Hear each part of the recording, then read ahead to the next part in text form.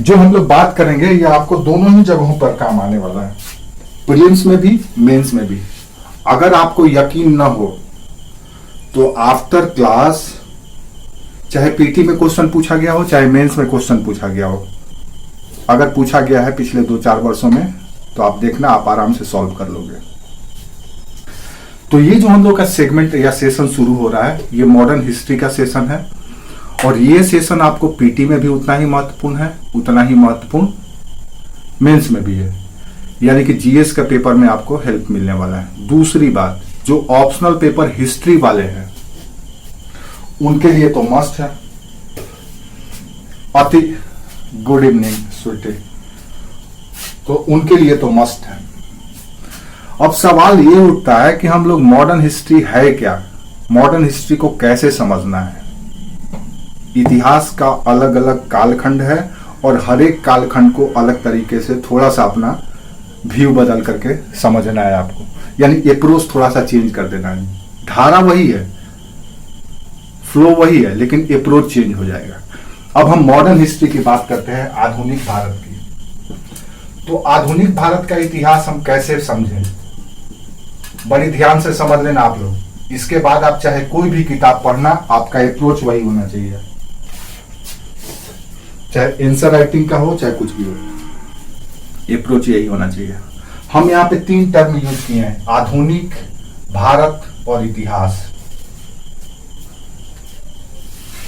तो भारत और इतिहास ये 2 टर्म तो आप प्री हिस्ट्री में भी, एंशिएंट हिस्ट्री में भी पढ़ते हो, प्राचीन में भी और मध्यकाल में भी, दोनों ही समय पढ़ते हो। इसी चीज को यहां भी पढ़ते हो। लेकिन ये नया टर्म आया है मॉडर्न। क्या है मॉडर्न? ऐसा क्या हो गया कि मॉडर्न हो गया है, आधुनिक हो गया? कुछ तो हुआ होगा ना।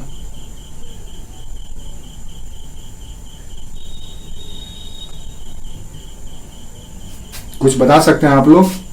आप लोगों से अगर इंटरव्यू में पूछा जाए कि आधुनिक, मिडिल और एंशिएंट इस तरह से हम लोग क्यों क्लासिफाई कर दिए हैं?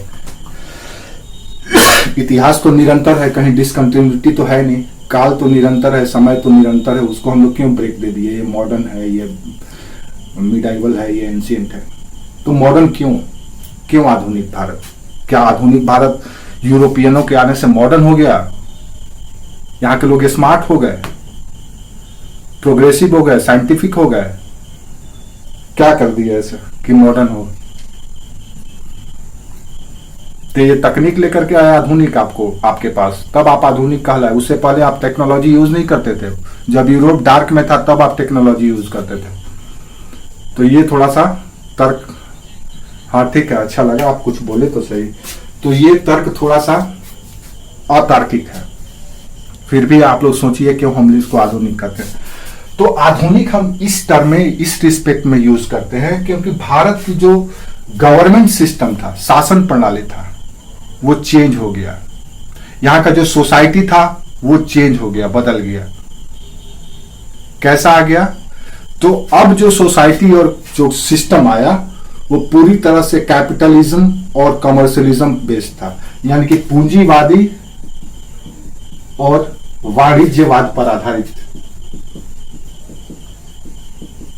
वाणिज्यवादी यानी कि कैपिटलिज्म और कमर्शियलिज्म, ये 2 चीज इंटर कर गया भारत में। इसी से डिसाइड होने लगा पॉलिटिक्स, राजनीति, इसी से डिसाइड होने लगा सामाजिक व्यवस्था या सामाजिक संस्था, इसी से संस्कृति, ये सब कुछ इसी से। इसीलिए हम इस टाइम पीरियड को कहते हैं आधुनिक भारत, क्योंकि ये जो दौर आया पूंजीवाद और वाणिज्यवाद, ये यूरोप में आ गया था। और यूरोप में जब फ्यूडलिज्म खत्म हुआ, सामंतवाद खत्म हुआ, तो उसके जगह पर ये आया। और ये आया तो देन पूरे दुनिया को अपने चपेट में लेने लगा।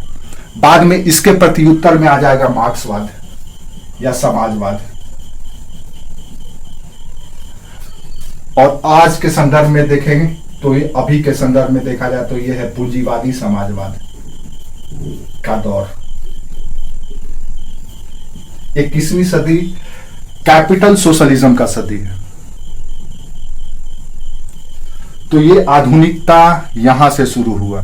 ये यही नहीं, यूरोप में भी, अमेरिका में भी, एशिया में भी प्रवेश किया। शुरुआत हुआ यूरोप से।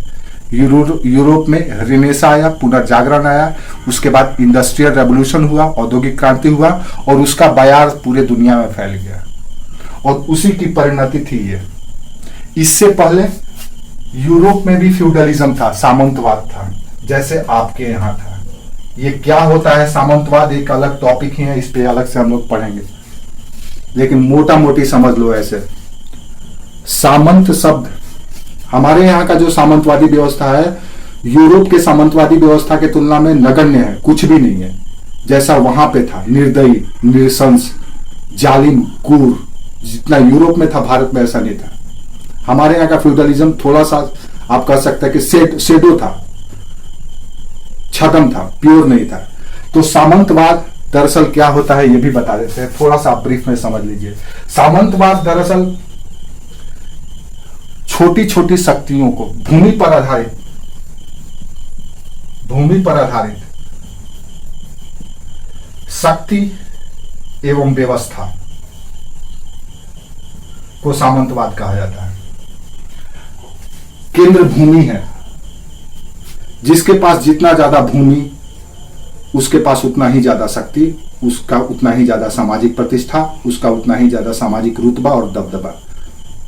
बाकी जिसके पास नहीं है वो शोषित क्लास, ये प्रिविलेज क्लास, विशेषाधिकार वर्ग। अब ये कॉन्सेप्ट पूरे दुनिया में था, आपके यहां भी आया जब आपके यहां लैंड ग्रांट सिस्टम शुरू हुआ, भूमि अनुदान व्यवस्था शुरू हुआ, जब सातवाहनों ने पहली बार भूमि अनुदान ब्राह्मणों को देना शुरू किया, जिसे ब्रह्मदेय कहा जाता था। बाद में फिर मंदिरों को दिया गया, जिसे अग्रहार कहा जाता था। तो ये सिस्टम से धीरे धीरे गुप्तों के समय आते आते अधिकारियों को, ब्यूरोक्रेट्स को दिया जाने लगा। मुगलों के समय आते आते यही बदल गया और मनसबदार कहलाने लगा। सामंतवाद के जगह मनसबदार आ गए। मुगलों से पहले ये टर्म, इसके लिए इसी से मिलता जुलता इक्ता शब्द प्रयोग किया गया और इसके प्रमुख इक्तादार कहलाए।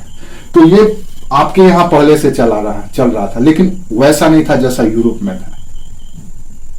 अब भारत की, आधुनिक भारत की जब बात कर रहे हैं तो यूरोप को थोड़ा सा ध्यान में रखिए कि यूरोप में सामंतवादी व्यवस्था था। सामंतवादी सिस्टम से जब यूरोप बाहर निकला, ये हम वर्ल्ड हिस्ट्री में पढ़ेंगे, सामंतवादी व्यवस्था से जब यूरोप बाहर निकला, देन उसके यहाँ कैपिटलिज्म और कमर्शियलिज्म आया। और ये कोई दूसरा नहीं है, यही सामंत लोग ही हैं, कैपिटलिस्ट बन गए हैं और कमर्शियलाइज हो गए हैं। अब पैसे को महत्व दिया जाने लगा, भूमि को कम। अब यहां पे क्यों पैसे को महत्व दिया जाने लगा, भूमि को कम? क्योंकि अब यहां पे इंडस्ट्री आ गया था, कारखाना। अब छोटे से जगह में कारखाना लगाइए, उत्पादन कीजिए और उसको बेच करके खूब मुनाफा कमाइए। अब सारा चीज, दुनिया यहीं से बदलना शुरू हुआ। ये दुनिया का सबसे खराब सिस्टम लाया गया है, जो पूरे संबंध का तहस नहस कर देता है। आज भी इसी दौर से मानव गुजर रहा है, कमर्शियलिज्म और कैपिटलिज्म से। लेकिन पॉलिटिकल सिस्टम में जब इसके प्रत्युत्तर में दुनिया दो हिस्सों में इसीलिए बटा, एक तरफ पूंजीवाद था तो दूसरी ओर मार्क्सवाद या समाजवाद था। दुनिया दो हिस्सों में बट गया, एक और अमेरिका चले गया, दूसरी ओर रसिया, चाइना, इस तरह के देश जो समाजवादी या सोशलिस्ट कंट्री थे। अब ये दोनों का मिश्रण आ गया है, एक नया कॉन्सेप्ट, कैपिटल सोशलिज्म। तो उधर अब हम नहीं जाएंगे, उधर हम लोग बाद में चलेंगे। तो कुल मिला जुला करके आधुनिकता का मतलब ये है, आधुनिक भारत का इतिहास का मतलब ये, इसका मतलब ये है कि अब आधुनिक भारत का इतिहास पढ़ेंगे तो हमारे जेहन में क्या होना चाहिए, ये और ये। इसी चीज के लिए यूरोप से दौड़े दौड़े पुर्तगाली आएंगे, इसी के लिए डच आएंगे, इसी के लिए अंग्रेज आएंगे, फिर फ्रांसीसी आएंगे, फिर डेन आएंगे, बाकी जो भी आना आते रहेंगे। किसके लिए? कैपिटलिज्म और कमर्शियलिज्म के लिए। और आज भी दुनिया भाग रहा है इसी के पीछे। हर एक चीज का कमर्शियलाइज किया जा रहा है, हर एक चीज का, रिश्ते का कमर्शियलाइजेशन हो चुका है, संबंधों का हो गया है, सब चीज कमर्शियलाइज हो गया है। गिव एंड टेक, आप हमें दीजिए और हमसे आप लीजिए। तो ये है आधुनिकता की परिभाषा। ये भारत में जब प्रवेश किया तो कब प्रवेश करेगा? यूरोपियनों के आगमन से, क्योंकि उन्होंने ही लेकर के आया।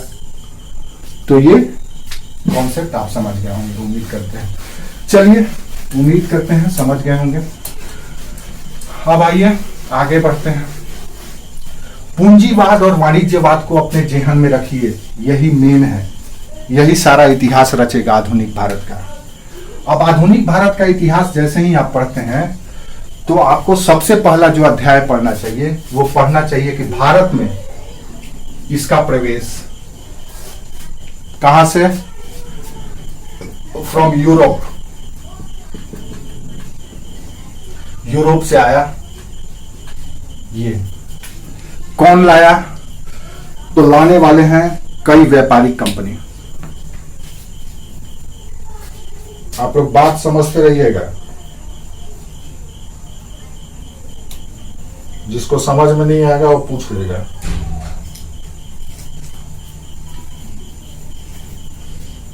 ठीक है ना।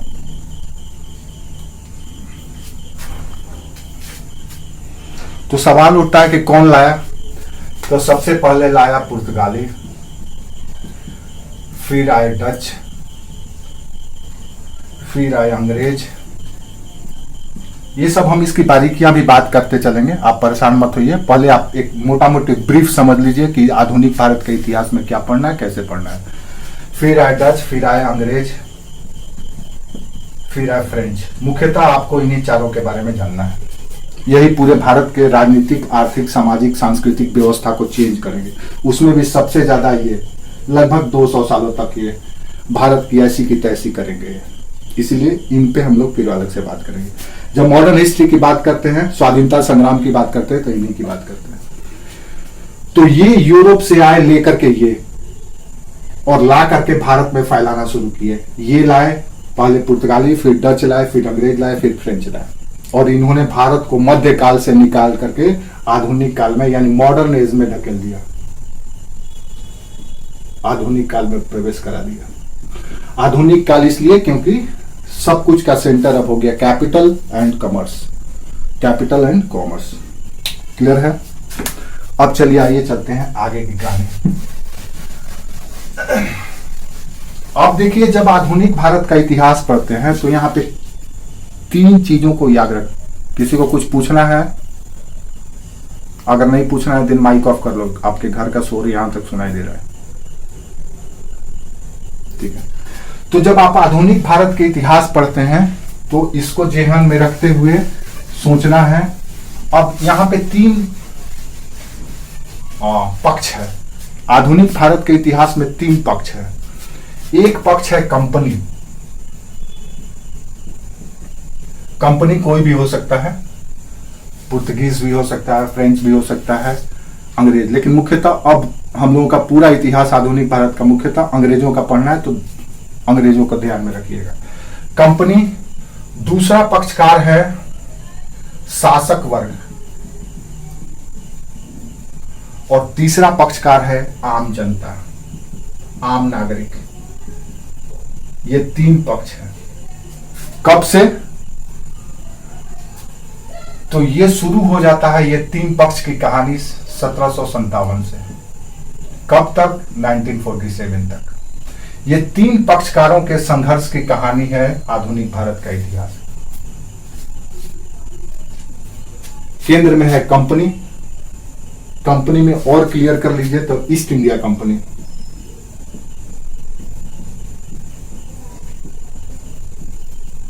इससे पहले और लोग आए लेकिन सब मिट्टी पलीत करवा के अपना चले गए, बचे रहे ये। तो एक ओर है कंपनी, दूसरी ओर है शासक वर्ग, या आप कह सकते हैं कि वो वर्ग जो विशेषाधिकार रखता है, प्रिविलेज क्लास, विशेषाधिकार वर्ग।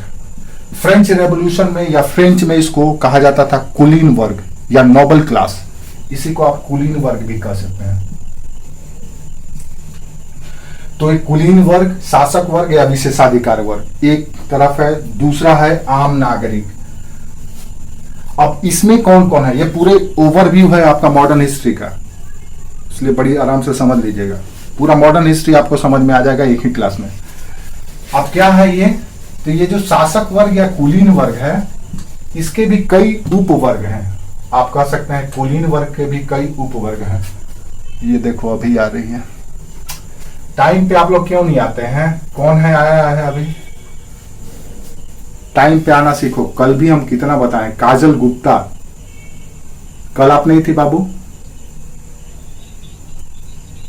8 बजे, हाँ, हर दिन मंडे टू फ्राइडे, ठीक है। तो कुलीन वर्ग या शासक वर्ग, अब इसमें कौन कौन है? इसमें है राजा, इसमें है जमींदार, इसमें है सेना, ठीक है, इसी में है तालुकदार, ये लोग आते हैं। इसी में है उच्च पदस्थ अधिकारी,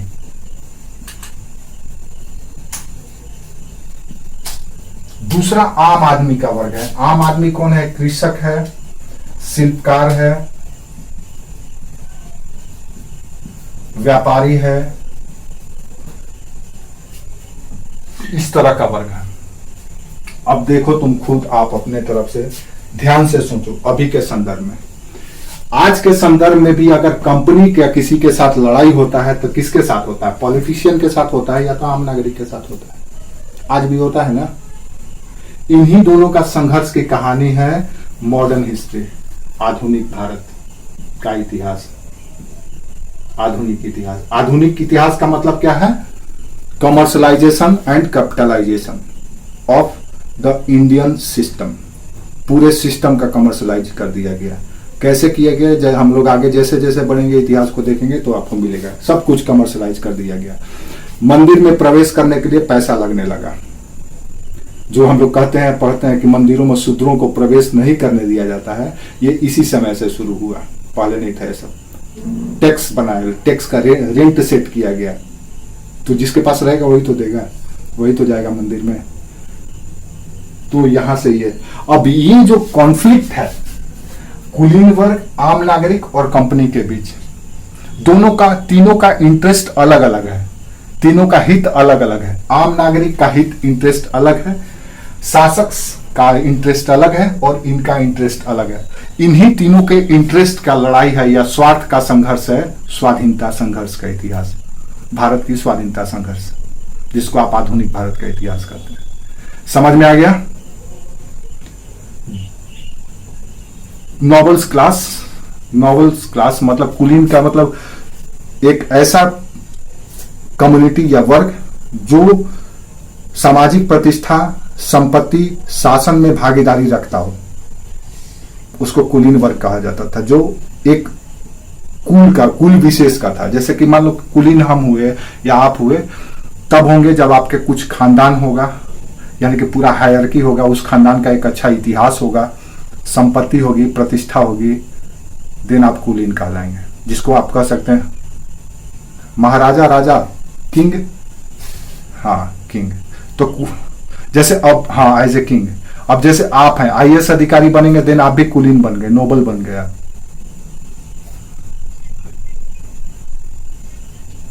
क्या हुआ?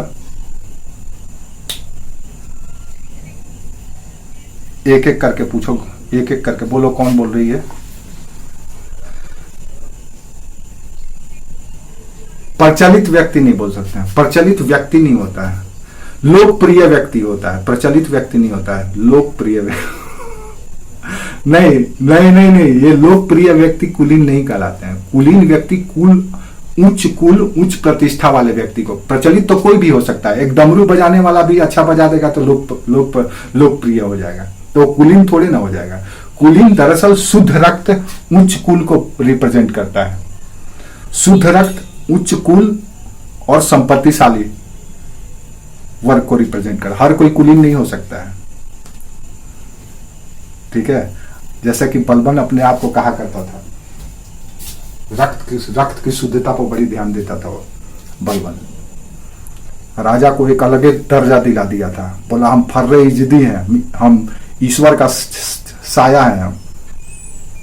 और ये आपका हर एक जहां भी मोनार्की सिस्टम था वहां पे राजा को ईश्वर का प्रतिनिधि या छाया ही माना गया है। राजा के आदेशों को, राजा के निर्णयों को आप चुनौती नहीं दे सकते, उस पर शक नहीं कर सकते। ये कौन है? मोहित। कौन वीडियो ऑन किया था? ठीक है। तो ये है आपका पूरा आधुनिक भारत के इतिहास का 3 आउट फ्रेम है। अब इसी से कैसे क्या होगा ये भी समझ लो, बाकी हम लोग अध्याय पढ़ेंगे।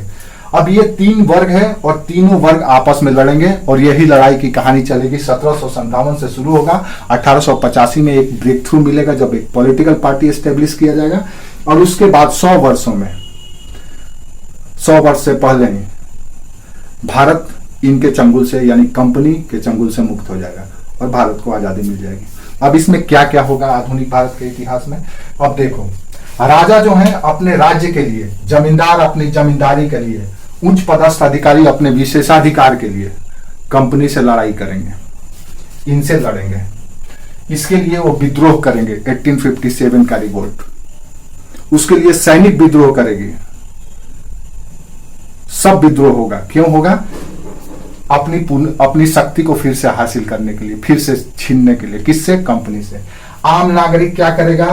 तो किसान विद्रोह करेगा, जनजाति जो वर्ग है वो जनजातीय विद्रोह करेगा, व्यापारी जो है वो अपना तबाह होगा, दिन वो ट्रेड ऑर्गेनाइजेशन गठन करेगा, श्रम संघ का गठन करेगा, शिल्पकार भी उसी में शामिल होगा। तो कुल मिलाजुला करके भारत में 200 सालों का जो अफरा तफरी मचने वाला है वो उसके पीछे कारण सिर्फ और सिर्फ ये है। अगर ये नहीं होता देन सब कुछ स्मूथली चलते रहता, कभी कोई लड़ाई नहीं होता। अंग्रेज आए तो सबसे पहला जो समस्या क्रिएट की है वो पीठ पे लात मार दिए। किसी को पीठ पे जितना लात मारना है मार लो, बर्दाश्त कर सकता है, लेकिन किसी का पेट पे लात मत मारो। लेकिन इन्होंने पेट पे लात मार दिया। सबका जो व्यवस्था था, सिस्टम था हजारों वर्षों से, वो सब छीन लिया गया, जिसकी वजह से सबके मन में डर हो गया। कैसे कैसे होगा, क्या क्या होगा, कहानी हम लोग चैप्टर वाइज पढ़ेंगे, लेकिन मोटा मोटी समझ लो आप।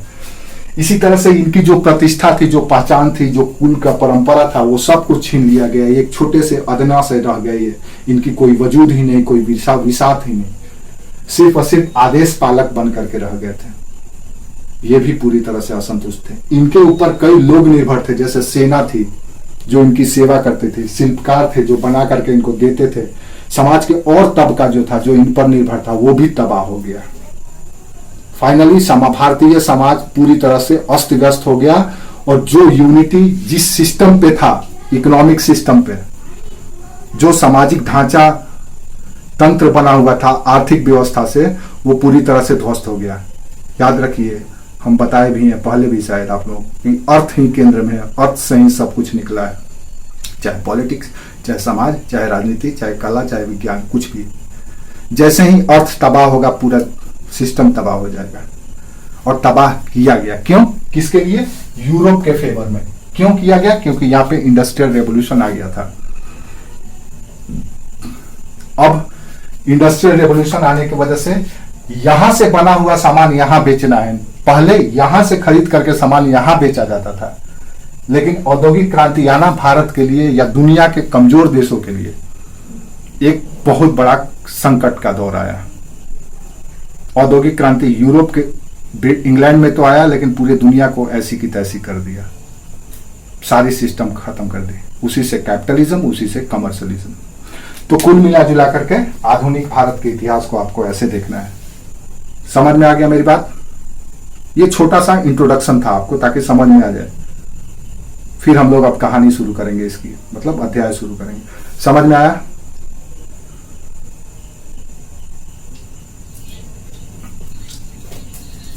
हाँ,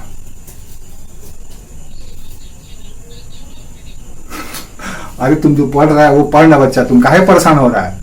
क्या पढ़ना है, क्या सब मिलेगा, समय का इंतजार करो, सब मिलेगा। ठीक है, मॉडर्न जीएस में आपका मॉडर्न हिस्ट्री है। हाँ, अभी चालू नहीं किए हैं। अभी चालू कहाँ किया? अभी तो आपको हम सिर्फ एक दिखाएं कि ट्रेलर ये है, आगे पिक्चर इसी पे ध्यान देना है। ऐसा ही ये ट्रेलर है, ऐसा ही पिक्चर होगा आगे में। ये सब मतलब कहने का मतलब यह है कि आप जैसे घर दिखा दिया गया कि भैया ये देखो घर ऐसा है, तो आपको एक अनुमान हो जाएगा ना कि हाँ इतना लंबा, इतना चौड़ा ये स्ट्रक्चर है, दिन रूम का साइज ये हो सकता है, ये आपको थोड़ा सा तो अनुमान हो ही जाएगा। तो आधुनिक भारत के इतिहास का मतलब है यही 3 चीज आपके जहन में रखना है। कंपनी के वजह से सब कुछ, कौन सा? एक विशेष वर्ग और दूसरा सामान्य वर्ग। ये विशेष वर्ग और सामान्य वर्ग कंपनी से पूरी तरह से अनसेटिस्फाई है, असंतुष्ट है। वो चाहते हैं कि कंपनी को यहां से भगाया जाए। इसके लिए वो रिवोल्ट करते हैं, विद्रोह करते हैं, संगठन बनाते हैं, समाज में सुधार लाते हैं, अपने धर्म में सुधार लाते हैं। जैसे सामाजिक सुधार आंदोलन होता है, धार्मिक सुधार आंदोलन होता है, कृषक आंदोलन होता है, मजदूर आंदोलन होता है, ये सब के सब क्यों हो रहा है कि किसी भी तरह से इसको भगाया जाए, बस सबका केंद्र वही है कि इसको भगाया जाए और यहां पर वो पुरानी वाली सिस्टम ले आया जाए। ठीक है, तो ये है आधुनिक भारत का। अब आधुनिक भारत के इतिहास का जो पहला अध्याय आपको पढ़ना चाहिए वो पढ़ना ये चाहिए कि हमने बोला कि आधुनिक भारत कमर्शलाइजेशन और कैपिटलाइजेशन की वजह से आया को कहा जाता है। तो वो लाने वाला कौन? तो लाने वाला यूरोपीय। तो इसीलिए आपका पहला अध्याय होना चाहिए यूरोपियों का आगमन। कहां पे? भारत में। ये आएंगे और अपने साथ वो सारी समस्याएं लेकर के आएंगे, नहीं भी आएगा तो भी क्रिएट कर देंगे। तो आपका पहला अध्याय मॉडर्न हिस्ट्री का है यूरोपियों का आगमन। तो आप समझ गए होंगे कि आएंगे तो ये क्या करेंगे और क्या होगा 200 साल तक भारत में। तो भारत में भारत की ऐसी की तैसी कर दी जाएगी। सोने की चिड़िया कहलाने वाली भारत, विश्व का सबसे संपन्न देश भारत में कंगाली, भूखमरी, गरीबी, बेरोजगारी सब कुछ आ जाएगा। ऐसा आएगा कि आज तक से हम लोग अपने पैर पे नहीं खड़े हो पाए। आज तक से 70 वर्षों के बाद भी नहीं खड़े हो पाए। ये इन्हीं का देन है। तो आपका पहला अध्याय होगा यूरोपियों का आगमन। अब यूरोपियों के आगमन में सबसे पहला आगमन किसका? तो सबसे पहला पुर्तगीज का, पुर्तगालियों का। तो आपका आज का चैप्टर है पुर्तगालियों का भारत में प्रवेश। अब यहां से क्या क्या सवाल पूछे जाएंगे पहले ये जान लीजिए। पुर्तगाली कौन है? क्या है पुर्तगाल? पता है? पुर्तगाल एक कुछ पता है आपको? आपको पुर्तगाल क्या है? पुर्तगाल का कोई फेमस पर्सनालिटी का नाम बता सकते हैं? हाँ, वेरी गुड, ठीक है। पुर्तगाल का एक बहुत फेमस फुटबॉलर सॉकर हुआ करता था, नाम पता? रोनाल्डो। Very good. तो हम लोग सबसे पहला जो अध्याय पढ़ने वाले हैं वो है पुर्तगालियों का भारत में आगमन। अब इससे क्या क्या सवाल आपसे पूछे जाएंगे, चाहे पीटी में चाहे मेंस में, सारे पहलुओं को हम लोग देखते हुए चलेंगे। तो सबसे पहले देखते हैं कि ये आए क्यों। सबसे पहले आए क्यों, यानी कि यूरोपियों का भारत में आगमन क्यों हुआ। आप ये कॉन्सेप्ट को जब समझ जाएंगे कि क्यों आए भारत, तो भारत क्यों नहीं गया पुर्तगाल, भारत क्यों नहीं गया अमेरिका, भारत क्यों नहीं गया चाइना, ये क्यों आए, आप बता सकते हैं क्यों आए होंगे। तो यूरोपियों का भारत में आगमन क्यों, यूरोपियों का भारत में आगमन, आगमन का कारण। वेरी गुड, कौन बोला? आने का ये जो आए, हाँ ठीक है, वेरी गुड। आए तो इसका कॉन्सिक्वेंस या परिणाम क्या निकला, या इंपॉर्टेंस क्या हुआ, महत्व या परिणाम किसका? हम पुर्तगालियों की बात कर रहे हैं। एक चीज ये यूरोपियों का इसलिए कह दिए क्योंकि ये कॉमन सब में है, इसलिए हम सबको कह दिए। पुर्तगाल का भी वही कारण है, चाहे फ्रेंच का कारण हो, चाहे अंग्रेज का, चाहे डच का। दूसरा कॉन्सिक्वेंस या महत्व क्या है इसका, ये दो महत्वपूर्ण आयाम है। और तीसरा, इन्होंने यहां पर किया क्या, तो जो इन्होंने किया है, किया क्या है, तीसरा आयाम। ये तीन चीज को आपको समझना है। आप यूरोपियों का आगमन जब पढ़ेंगे, मॉडर्न हिस्ट्री का पहला चैप्टर, देन आपको ये इन तीन चीजों पर फोकस करना है। क्यों आए, कारण क्या है, इसका इंपॉर्टेंस क्या है, और इन्होंने किया क्या है। यही तीन एस्पेक्ट है आपका मेंस का। मेंस में अगर कोई मुख्य परीक्षा में सवाल पूछे जाएंगे आपसे, तो यही पूछे जाएंगे इस टॉपिक से। जीएस में यही तीन एस्पेक्ट बनता है और कुछ भी नहीं। इसी से पीटी के भी सवाल बन जाएंगे आपके, जब हम लोग शुरू कर रहे हैं अभी क्लास। तो क्लियर है, ये चीज लिखते चलना है। अब हम लोग पहले हम लोग इस एरिया को देखेंगे कि क्यों आए भारत में। यहां तक समझ गए होंगे तो अच्छी बात है, और इसको आप लिखते भी चलिएगा। ये आपका पूरा आउटफ्रेम है आने वाले क्लास का। महत्व या परिणाम, कॉन्सिक्वेंस या इंपॉर्टेंस। तीसरा, किया क्या इन्होंने, एक्टिविटी या क्रियाकलाप इनका क्या क्या था, क्रियाकलाप क्या क्या था, पॉलिटिकल, इकोनॉमिकल, सोशल, रिलीजियस, जो भी इन्होंने इनिशिएटिव लिया भारत में, वो क्या क्या लिया। ये दरअसल गवाह है, ये एक तरह से आपका एविडेंस है। ये क्या है, ये एविडेंस है, प्रमाण है। इनके सारे कर्मकांडों का प्रमाण यही है, इसलिए ये थोड़ा सा फैक्चुअल हो जाएगा और ये कॉन्सेप्चुअल है। ये आपको पीटी में बहुत मदद करेगा और मेंस में ये आपको सपोर्ट देगा, आपकी कही गई बातों को प्रमाणित करेगा। क्लियर है? ठीक है, वेरी गुड। चलिए आगे बढ़ते हैं। यूरोपियों का आगमन का कारण क्या है? अब हम लोग पहला टॉपिक डिस्कस करते हैं कि यूरोपियों का आगमन क्यों हुआ भारत में, क्यों आए भारत। हम आप ही से सवाल पूछते हैं, आप अमेरिका क्यों नहीं गए, आज क्यों जा रहे हैं? कोई बता सकता है? आप हमको एक बात बताओ, क्या कोई गरीब के यहां अमीर आता है कि अमीर के यहां कोई गरीब जाता है?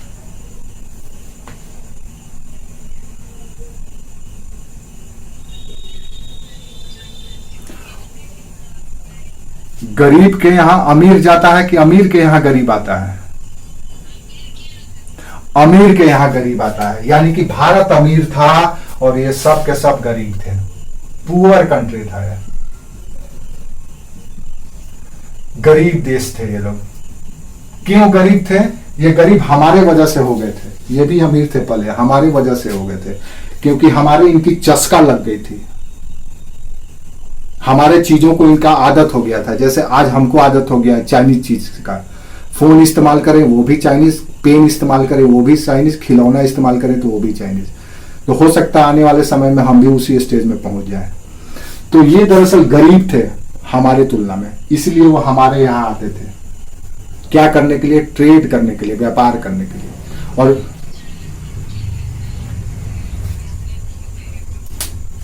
अभी तो हम लोग खुद को लुटवा रहे हैं।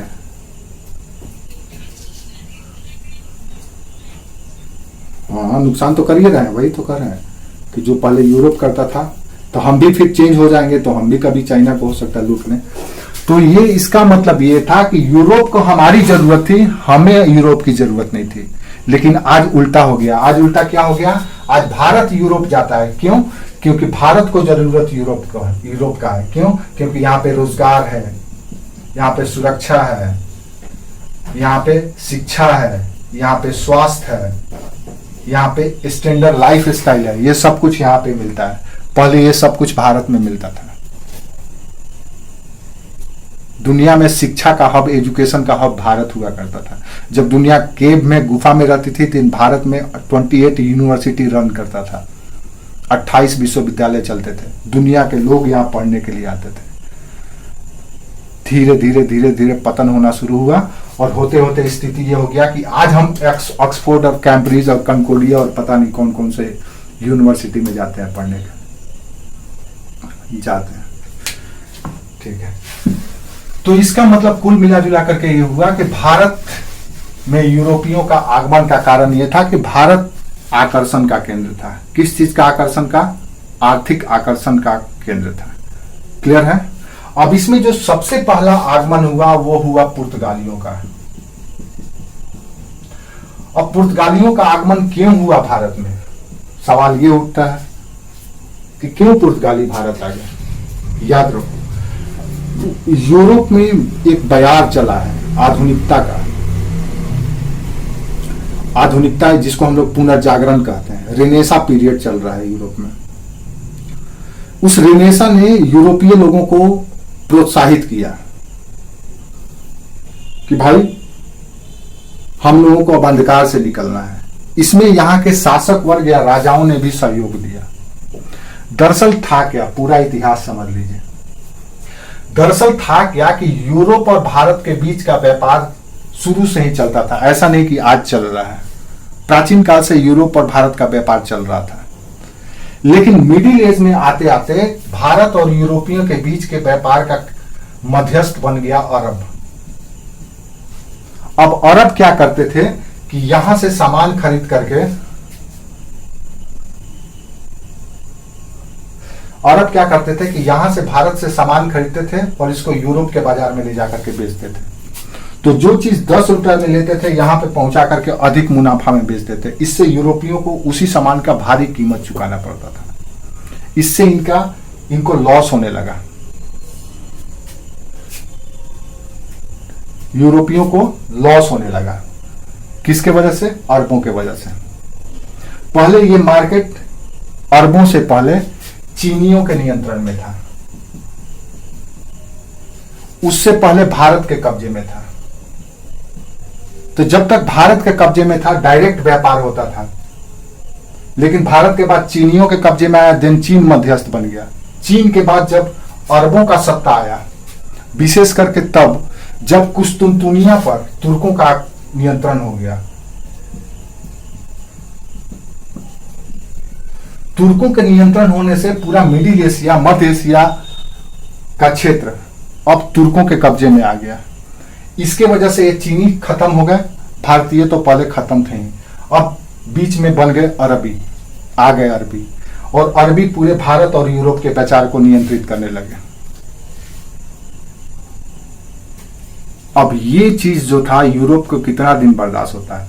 दूसरी ओर यूरोप का पर्यावरण या वातावरण में परिवर्तन आ गया है। यूरोप धीरे धीरे सामंतवाद से बाहर निकल गया है और वहां पे कैपिटलिज्म और कमर्शियलिज्म आ गया है, पूंजीवाद और समाजवाद आ गया है। उसकी वजह से इंडस्ट्रियल रिवोल्यूशन वहां पे शुरू हुआ है, औद्योगिक क्रांति आ गई है। अब औद्योगिक क्रांति या इंडस्ट्रियलाइजेशन और कमर्शियलाइजेशन सिर्फ और सिर्फ फायदे पे काम करता है। मनीषा कुमारी, बोलो क्या पूछना है बाबू? हाँ, टर्की।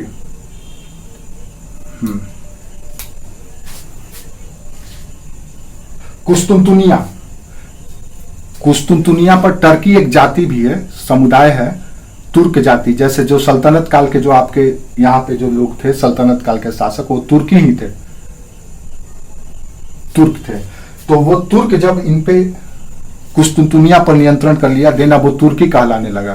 कुस्तुनतुनिया आज भी टर्की कहलाता है। ठीक है, आप लोगों को समझ में आ रहा है कि बाउंस हो रहा है?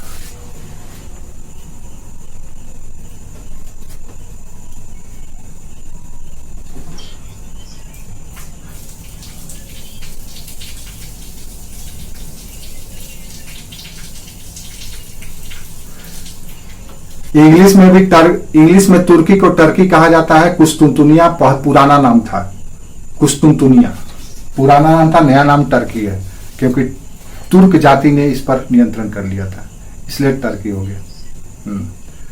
और किसी को कुछ पूछना है? मनीषा हाथ उठाई है, क्या बात है? बोलो मनीषा। नहीं, सभी का नहीं उठा हुआ है। और किसी को कुछ नहीं पूछा? अच्छा, तभी का उठा हुआ है, ठीक है, वेरी गुड। तो उम्मीद करते हैं आप लोग को समझ में आ रहा होगा। आगे की कहानी जैसे जैसे आप पहले ये समझ लीजिए। तो इसका मतलब यह है कि यूरोप में का बाजार चेंज हो गया, वहां पे कमर्शलाइजेशन आ गया है।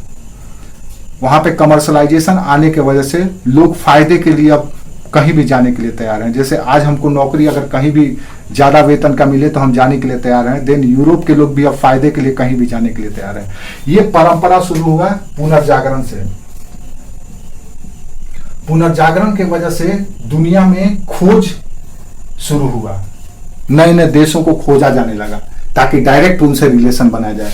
इसी क्रम में कोलंबस ने खोजा और अमेरिका को, कोलंबस ने खोजा अमेरिका को।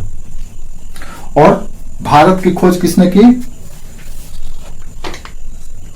भारत की खोज किसने की? Very good. तो जहां ये 1492 में कोलंबस ने अमेरिका को खोज लिया, तो दूसरी ओर वास्को डी गामा ने 98 वास्को डिगामा में, हाँ 19, हाँ वेरी गुड, इसने खोज लिया ये।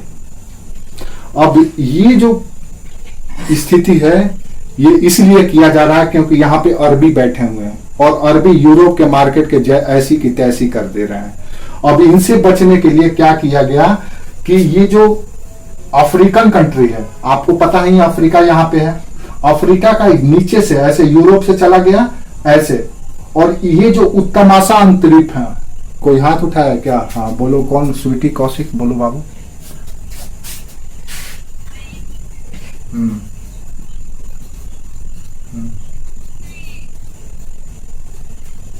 बोल। समुद्र के रास्ते से, जैसे मेरी बात सुनो, पहले क्या था? पहले क्या था देखो बताते हैं। पहले क्या था? पहले जो भारत का स्थिति था, भारत के लोग स्थल मार्ग से यूरोप जाते थे सीधे ऐसे, ठीक है। अब यहाँ पे बीच में अरबी है, अब अरबी इन लोगों को जाने नहीं देगा कोई भी सामान लेकर के, ये कहेगा कि हम बेचते हैं, तुम कैसे लेके चले जाएगा। तो इसीलिए स्पेन का सॉरी इटली का कोलंबस और पुर्तगाल का वास्को डिगामा, ये इटली का है और ये पुर्तगाल का है। इसलिए इन दोनों को,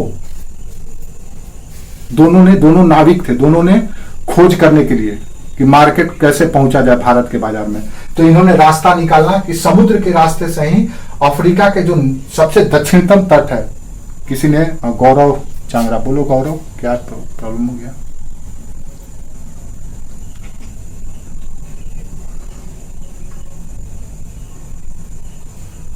यूरोप में कई सारे कंट्री है। यूरोप एक महाद्वीप है, कॉन्टिनेंट है। जैसे एशिया महाद्वीप में एक देश भारत भी है, उसी तरह से यूरोप में, हाँ यूरोप में कई कंट्री है, लगभग 28 कंट्री है यूरोप में। Portugal, Sweden, Denmark, Britain, Italy, France, Germany, ये पोलैंड, ये सब के सब यूरोप ही। पुर्तगाल एक देश है, ठीक है। और हाँ तो उत्तमाशा अंतरीप से होते हुए ये जो अफ्रीका का सबसे दक्षिणतम पॉइंट है, यहां से पार करके भारत के कालीकट में वास्को डिगामा